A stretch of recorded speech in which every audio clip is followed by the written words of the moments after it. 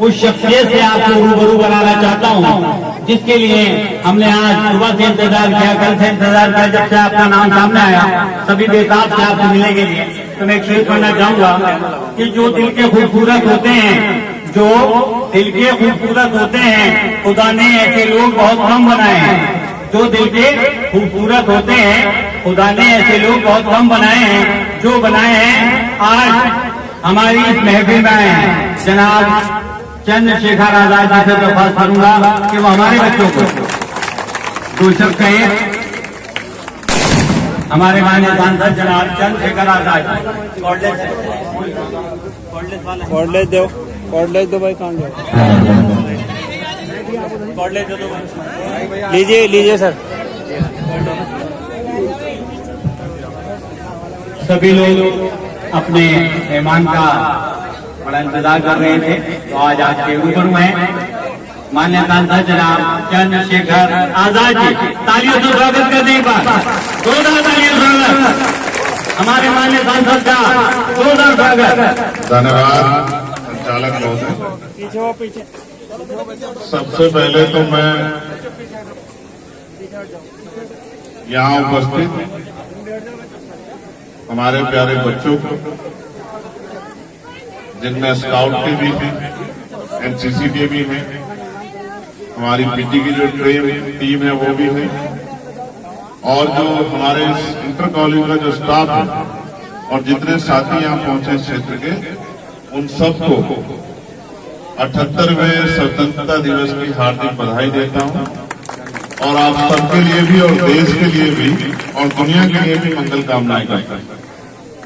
साथ साथ आज इस अवसर पर जिनकी वजह से हमें ये दिन देखने को मिला है, उन महान क्रांतिकारियों को, देश के उन वीर सपूतों को,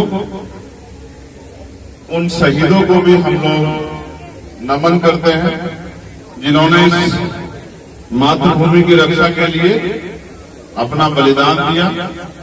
उन परिवारों को भी, जिन परिवारों में वो जन्मे थे, उन परिवारों को भी जो है मैं नमन करता हूं, क्योंकि अपने लिए जीना और देश के लिए जीने में बहुत बड़ा फर्क है।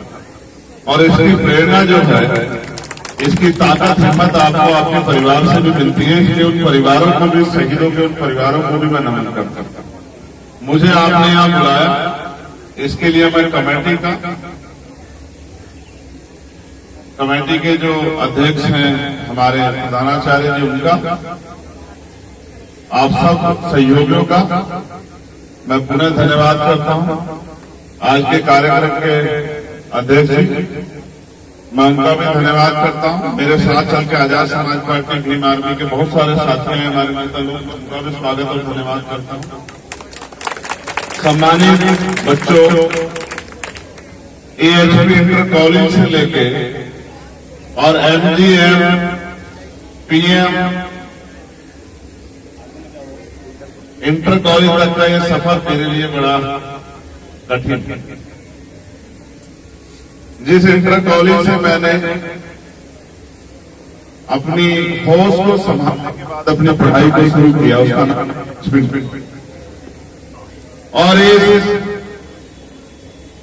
लगभग 26-27 साल के बाद जब मैं आज अपने आप को एमजीएम, पीएम इंटर कॉलेज में खड़े देखता हूं, तो मैं अपने कॉलेज के अध्यापकों को भी जो है उसका धन्यवाद देता हूं।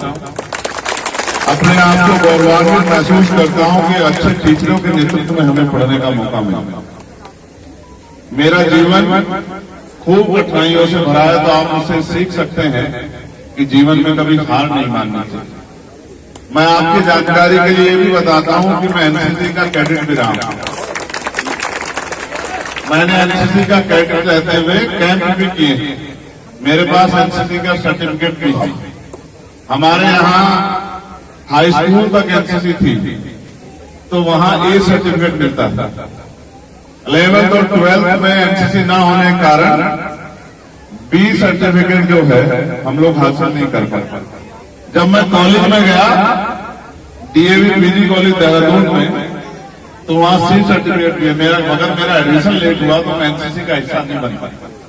मुझे इस बात की बहुत दिनों तक तकलीफ रही कि मैं यहाँ एनसीसी का हिस्सा नहीं बन पाया, क्योंकि वहां के बच्चे जो एनसीसी के थे वो जब हमारी 15 अगस्त की परेड होती है लाल किले पे तो वो वहां जाते हैं, 26 जनवरी की परेड में शामिल होने के लिए जाते हैं। तो मेरे मन में पीड़ा रह गई, क्योंकि स्कूल से देश सेवा की जो भावना आपके अंदर निर्माण होती है, राष्ट्र प्रेम की जो भावना आपके अंदर निर्माण होती है, उसका कोई तोड़ नहीं, उसको कोई ब्रेन वॉश करके मिला नहीं सकता। मैं इस बात को बहुत अच्छी तरह जानता हूं, क्योंकि मैं एनसीसी का कैडेट रहा हूं। मैंने एनसीसी के भाइयों को, बच्चों को अभी परेड करते देखा। मुझे अपने दिन वो याद आ गए कि हम लोग एनसीसी की परेड करते थे, और परेड करने के बाद जो है अपने आप को, क्योंकि परेड में मेहनत भी लगती है, तो अपने आप को स्वस्थ भी महसूस करते थे।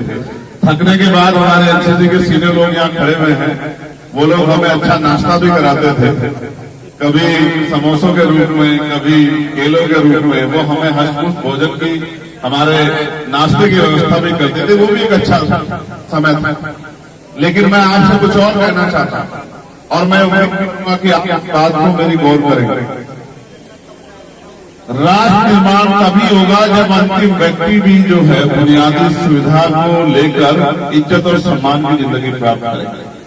और जिन सपनों के साथ आजादी का संघर्ष हुआ था, उन सपनों को अगर हम याद करेंगे तो हमें महसूस होगा कि सपना ये था कि जाति, धर्म, स्थान, भाषा, जेंडर के आधार पर किसी के साथ भेदभाव नहीं।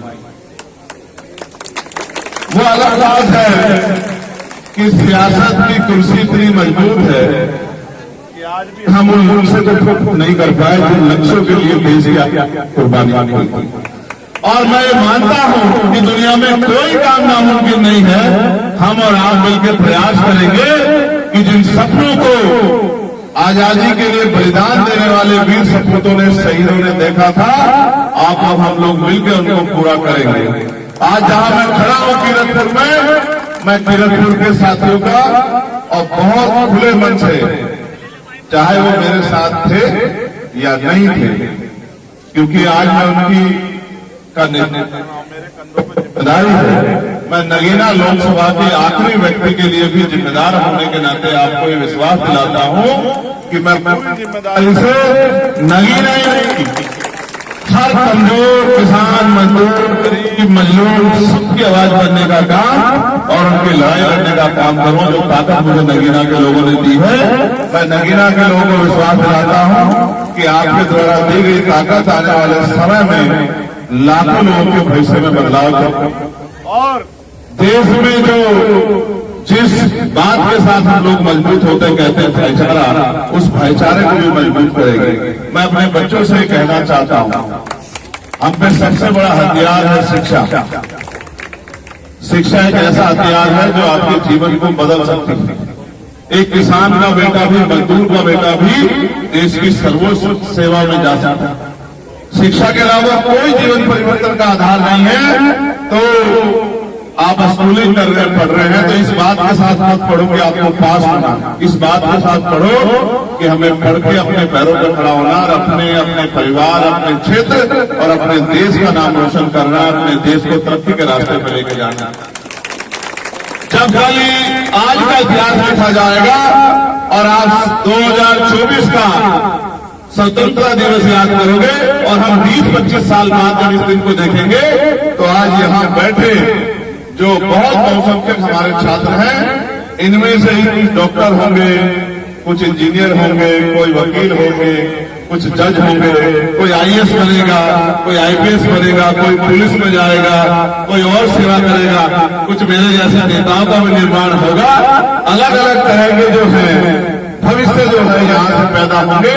लेकिन मैं फिर कहता हूँ, क्योंकि हम डॉक्टर बाबा साहब अम्बेडकर को अपने आदर्श के रूप में भी मानते हैं, एपीजे अब्दुल कलाम साहब को भी मानते हैं और शहीद आजम भगत सिंह को भी अपना आदर्श मानते हैं, तो मैं आपसे कहना चाहता हूँ, मैंने पार्लियामेंट में भी कहा था कि शिक्षा श्रेणी का वो दूध है जो उसको पीता है वो दहाड़ता है। अगर आप चाहते हैं कि आप अपने सवाल को बुनियादी रूप से मजबूती से रख पाए और उस पर सोचना पड़े, तो आपको अपने शिक्षा के स्तर को गुणवत्ता की तरफ और मजबूती से शिक्षा के इस समय को जो शिक्षा ग्रहण करने का समय चल रहा है उसमें आपको मजबूती से योगदान करना पड़ेगा और शिक्षा को बेहतर तौर पर जो है हासिल करना पड़ेगा, तभी आप अपने जीवन में बदलाव ला सकते हैं। मैं आपका धन्यवाद दूंगा। एक बात का मुझे खेद रहेगा कि आपने मुझे एपीजे अब्दुल कलाम साहब की तस्वीर भेंट नहीं, जो आपने मुझे पर्सनली तस्वीर भेंट की वो डॉक्टर बाबा साहब अम्बेडकर की थी। आपको मुझे करनी चाहिए थी उस महान वैज्ञानिक की जिसने देश को जो है एक ऐसा बल दिया, मिसाइल मैन जिनको हम लोग कहते हैं, जो देश के राष्ट्रपति भी रहे। मैं ये मानता हूं कि उनकी तस्वीर आपको मुझे देके मुझे गौरवान्वित होने का मौका देना चाहिए था। मैं मानता हूं क्योंकि हर किसी का योगदान वो इस देश की तरक्की के लिए मैं इसको लूंगा।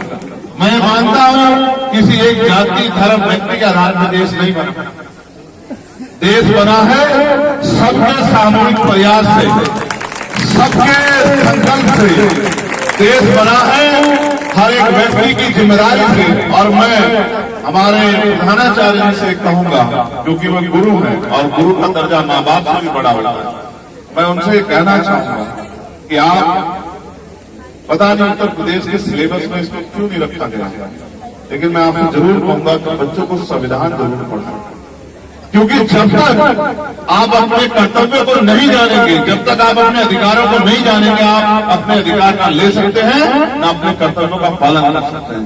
हम इस देश में सबसे बड़ी गलती से यही हुई है।